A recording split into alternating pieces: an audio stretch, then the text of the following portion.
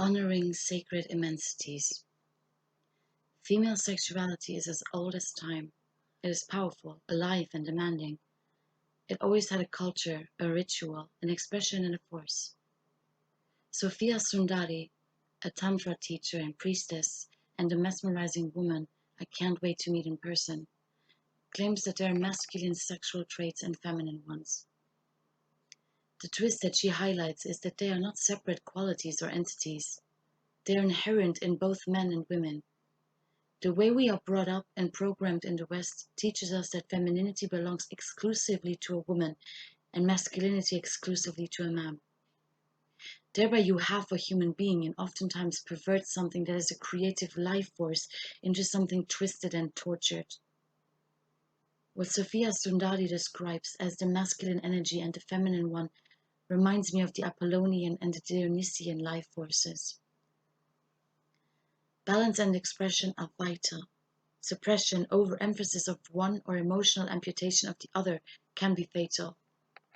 Both need acknowledgement, as they are both present, and as long as they are lived out in a balanced way and used within the realm of virtue, creativity, and active idealism, they are life affirmative, spiritual, and productive energies, but there are plenty of ways to corrupt, degenerate, and deform them.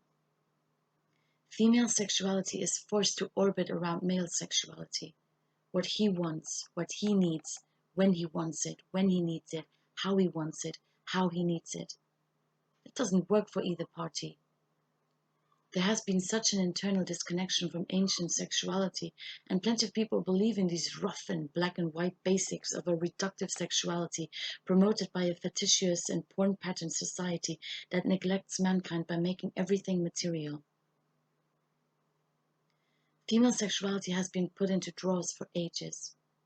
Mistress, whore, lover, wife, mother, girlfriend, slut, friend with benefits, Lolita, muse, the list goes on.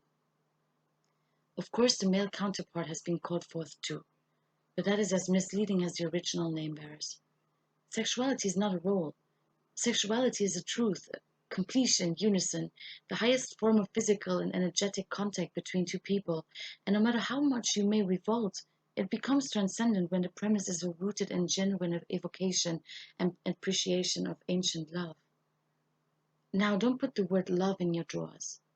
Love as in connection, as in depth, as in companionship, as in warmth, as in fire, as in trust, as in devotion, as in dedication, as in flow, as in sacred, as in passion, as in alignment, as in extraterrestrial.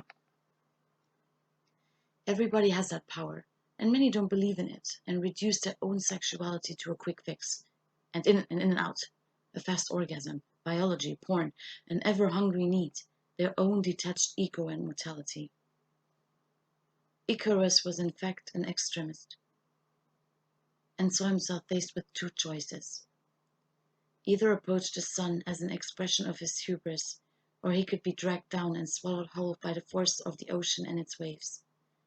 He chose to be more, to be greater, to access the inaccessible, the highest of grounds. Of course, both options lead to a demise, but the premise of Icarus's choice and character is a self-affirmative one, a vocational one, full of purpose and intent, whilst the one he rejected meant self-erasure, a dismissal of his inner life and a neglect of his identity and invaluable contributions.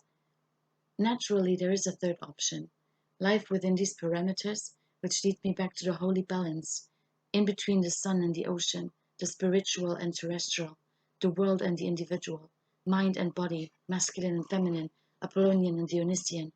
They are all interdependent and live in exchange with each other.